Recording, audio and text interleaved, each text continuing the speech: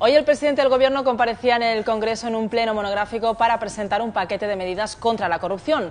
Y la casualidad quiso que un día antes de esta comparecencia de Mariano Rajoy en el Congreso, el juez Ruz emitiera un auto que acabó provocando la dimisión de la ya exministra Ana Mato. La idea de Rajoy era presentar sus medidas contra la corrupción e intentar contrarrestar la imagen desastrosa que está dando el Partido Popular en las últimas semanas. No pudo ser así.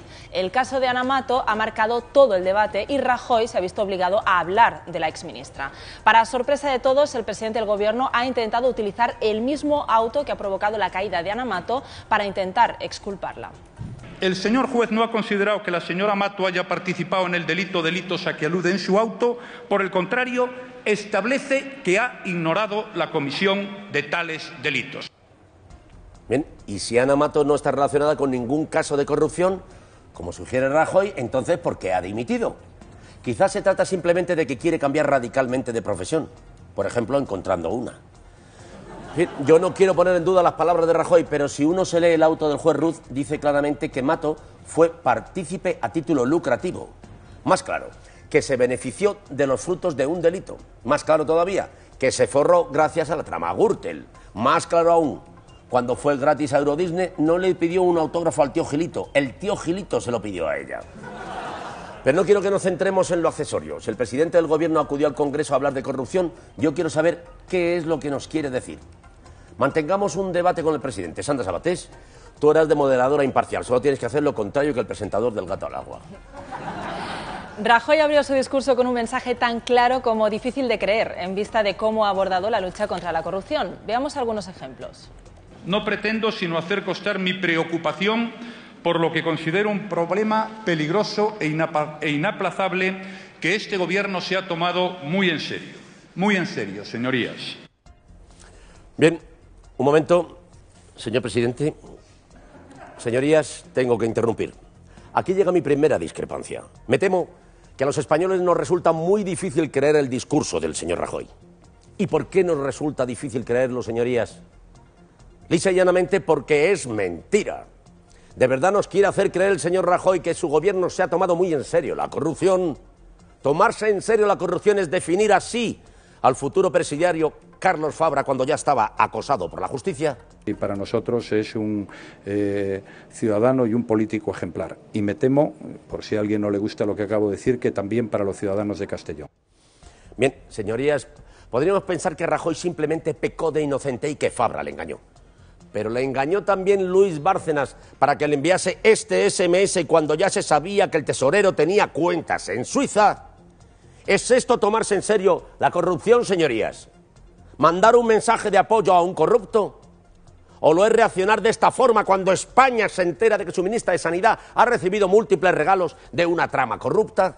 Mantengo la plena confianza en la ministra porque una de mis obligaciones es ser justo y creo que manteniendo la confianza soy justo porque ella lo merece y además está siendo una magnífica ministra. Sinceramente creo que cuando la mantengo lo hago porque soy justo. Si pensara otra cosa pues estaríamos en otra situación, pero creo ser justo haciéndolo.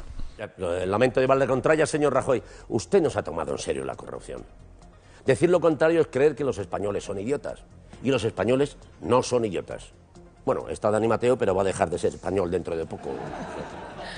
Otro ejemplo de que el discurso de Rajoy resulta complicado de creer. Si el presidente afirma que el Gobierno se ha tomado tan en serio la corrupción, ¿por qué afloran casos un día tras otro y la mayoría de ellos protagonizados por miembros de su partido? Esta era la explicación de Mariano Rajoy. Sé que si afloran hoy tantos casos es porque se están combatiendo y las instituciones funcionan. Sé que todo lo que sale a la luz habla más del pasado que del presente. Bien, pido la palabra, señorías, señor presidente. El señor Rajoy afirma que si aparecen tantos casos de corrupción es porque se están combatiendo desde las instituciones. Efectivamente, la justicia lo está haciendo. Sin embargo, a mí y a mi grupo, me refiero a los sesentones atractivos, también nos gustaría ver al partido en el Gobierno combatiendo la corrupción con el mismo ímpetu. En vez de eso, señorías, vemos como el juez instructor del caso Gürtel se vio obligado a expulsarle como acusación popular, ya que ustedes se dedicaban a torpedear el proceso. De hecho, señorías, El juez llegó a afirmar que el Partido Popular se comportaba como defensa más que como acusación. Y que sus acciones lo único que perseguían era el sobreseimiento de la causa. Es más, el mismo juez tuvo que enviar a la policía a registrar su sede para buscar unos documentos que ustedes se negaban a aportar a la investigación. Si a todo esto usted lo llama combatir, señor Rajoy, pues me alegro de que se haya dedicado a la política y no al boxeo. Además, señorías, discrepo completamente en otro punto. Los casos de corrupción no solo hablan del pasado, también nos hablan del presente. Sin ir más lejos, los delitos de la Operación Púnica no son de la Edad Media, son de hace 2 días. Un truco para diferenciar las dos épocas. En la Edad Media los hombres llevaban pelo largo, muñequeras de cuero y un halcón en cada brazo. Y ahora solo visten así los que van a los conciertos de Mago de Oz. Bien, su turno, presidente, por ahora. A pesar de que, como decimos, el discurso del presidente resulta muy difícil de creer, Mariano Rajoy se esforzó por mostrarse hastiado de la corrupción. Sigamos escuchando su intervención. Cualquier corrupción es siempre demasiada y siempre insoportable. Un país que se respete debe perseguirla tan pronto como aparezca, con toda la energía que sea precisa. Perdone que le interrumpa de nuevo, pero esto ya parece la 6ª noche. Pero no puedo guardar silencio ante su afirmación. Usted dice que hay que perseguir la corrupción con toda la energía que sea posible, tan pronto como aparezca. Lo hemos escuchado todos, señorías. Recordemos entonces sus palabras cuando apareció la trama Gürtel. Esto no es una trama del PP, como algunos pretenden. Esto es una trama contra el Partido Popular, que es una cosa muy distinta. Por cierto, señor presidente, la mujer de rojo que estaba a su lado era Ana Mato. Hasta hace 24 horas era su ministra de Sanidad, ¿no la recuerda? Es normal. El resto también hemos intentado olvidarla lo antes posible. El presidente del Gobierno también tuvo la osadía de sacar pecho de su lucha contra la corrupción y de afirmar que se están tomando numerosas medidas para atajarla. No se trata de presumir, pero es evidente, a la vista está, y ustedes son testigos y copartícipes, que mi Gobierno en unos meses ha adoptado más medidas encaminadas a sanear la vida política española que otros que también vivieron momentos como el de ahora. Bien, señorías... ¿Qué mierda es esto? Esto es agua, pedí ginebra. Bien, lamento interrumpir de nuevo, pero me gustaría ejercer mi derecho a réplica, en primer lugar, porque es mi deber para con la sociedad española, y en segundo lugar, porque mi próstata tiene cierta prisa por ir acabando, señoría. Bien, quisiera corregir una grave inexactitud. El señor Rajoy afirma que su gobierno ha adoptado multitud de medidas contra la corrupción. Todos lo hemos oído hoy aquí en esta Cámara. Y efectivamente, es tan cierto que muchas de ellas las ha adoptado hasta 2 veces. De hecho, gran parte de las que ha presentado hoy son las mismas que ya presentó hace 21 meses en el Congreso y que desde entonces llevan bloqueadas por su propio partido. ¿Está intentando hacer pasar por nuevo? Sí, señor Rajoy, no me mire así. Lo que ya está usado. Un consejo, no las lleve al Congreso diciendo que son nuevas. Llévelas a una tienda de segunda mano y diga que son vintage. Efectivamente, muchas de las medidas propuestas hoy por Rajoy, que se incluirán en la Ley de Financiación de Partidos o el Estatuto de Altos Cargos, ya habían sido presentadas por él mismo en febrero de 2013. Por ejemplo, algunas de las medidas que componen este Estatuto de Altos Cargos.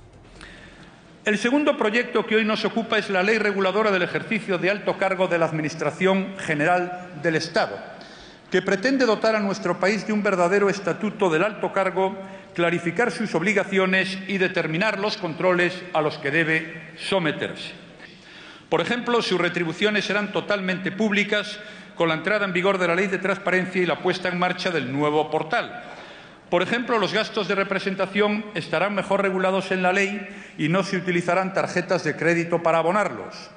Por ejemplo, sus actividades, bienes y derechos deberán ser declaradas con detalle al inicio y al final de su cargo, de modo que se pueda detectar cualquier señal de enriquecimiento ilícito, irregular o injustificado.